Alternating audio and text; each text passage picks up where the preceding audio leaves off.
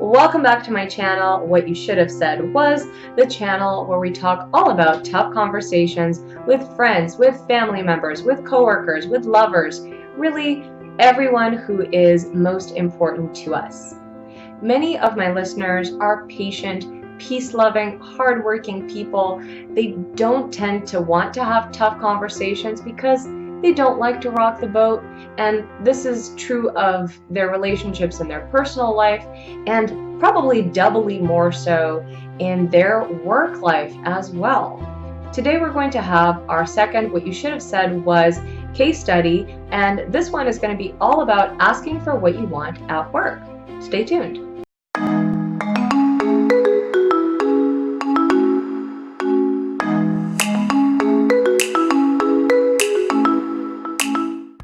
So work issues are very close to my heart. So a little about me, I used to work in HR for several years, and I even dipped my toe into agency recruitment.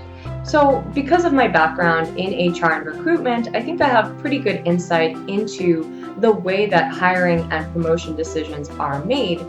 I saw firsthand how many hiring and promotion decisions are actually quite arbitrary and oftentimes political, rather than merit-based.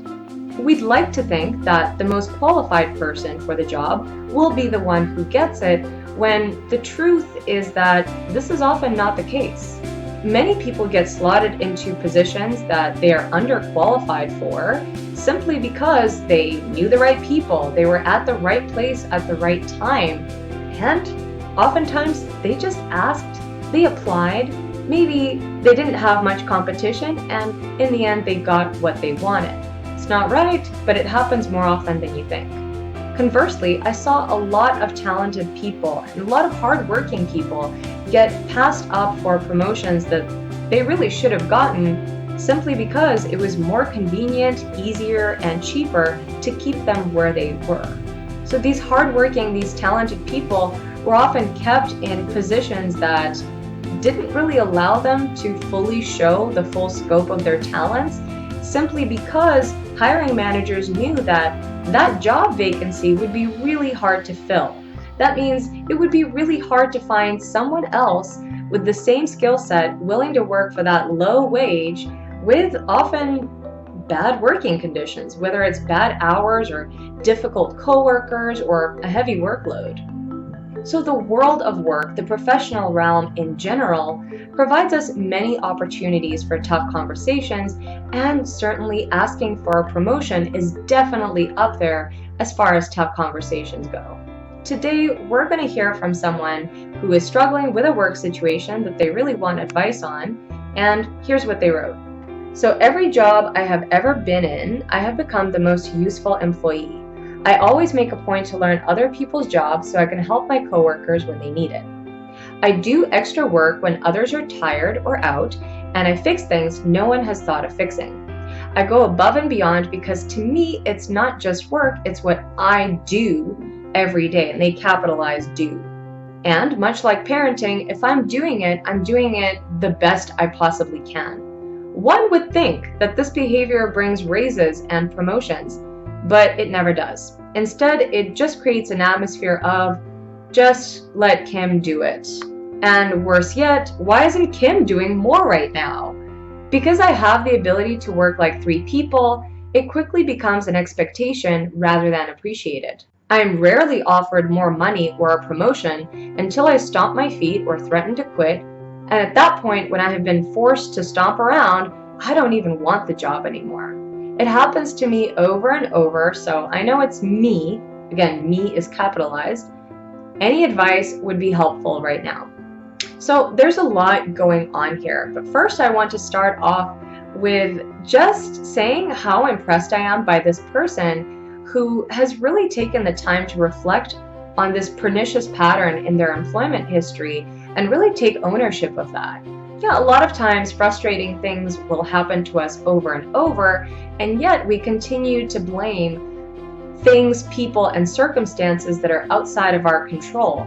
And at the very least, this person is not doing that. They're actually taking responsibility for the situation, the work situation that they're in. So the fact that this person writes about their job in this manner tells me that it's not just a paycheck for them, it's a reflection of who they are as a person and their contribution to the world around them. Their job is something that they derive a great deal of self-worth from, but unfortunately they're not seeing that reflected in how their coworkers and their bosses have treated them.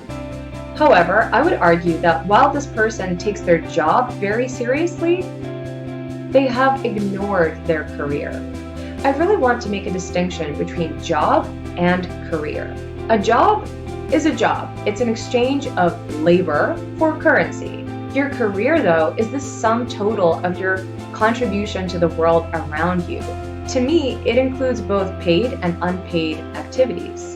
A particular job lasts only as long as you're with a particular company. Your career doesn't have an expiration date.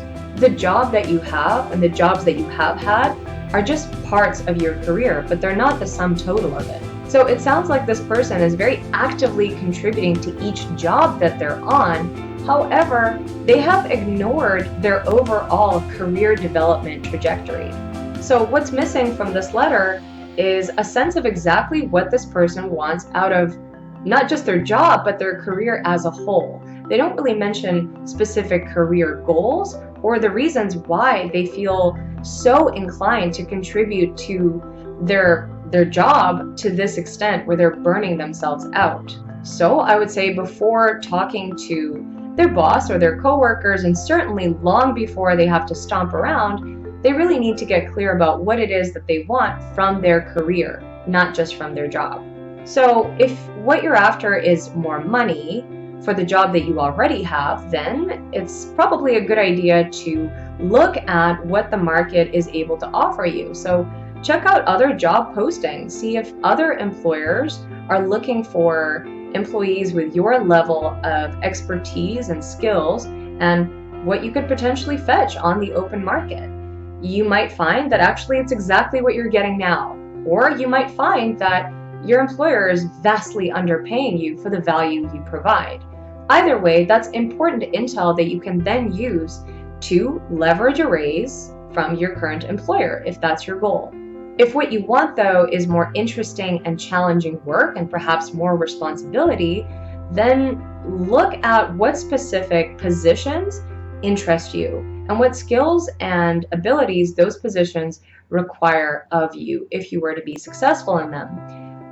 Match that with your resume. Do you already have these skills and abilities, or do you need further training? Do you need further education? Do you need a specific kind of experience that you're not getting at your current employer?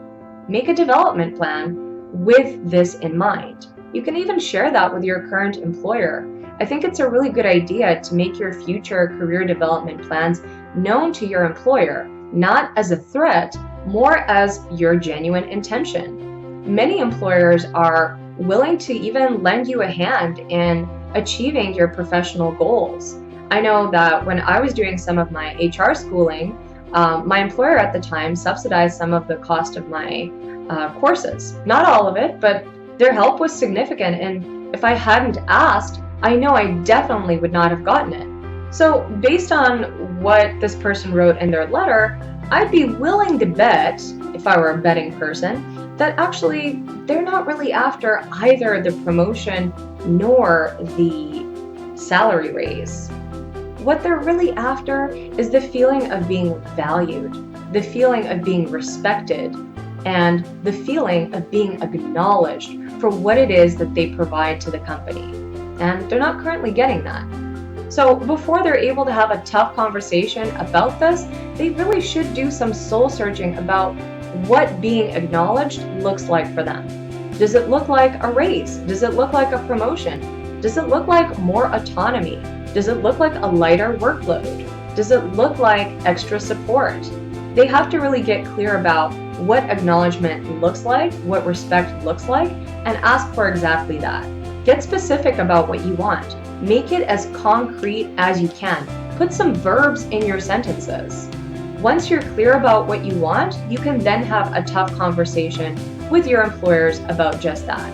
Now, you might not get what you want even if you do ask. However, if you never ask, you'll never even know what's possible.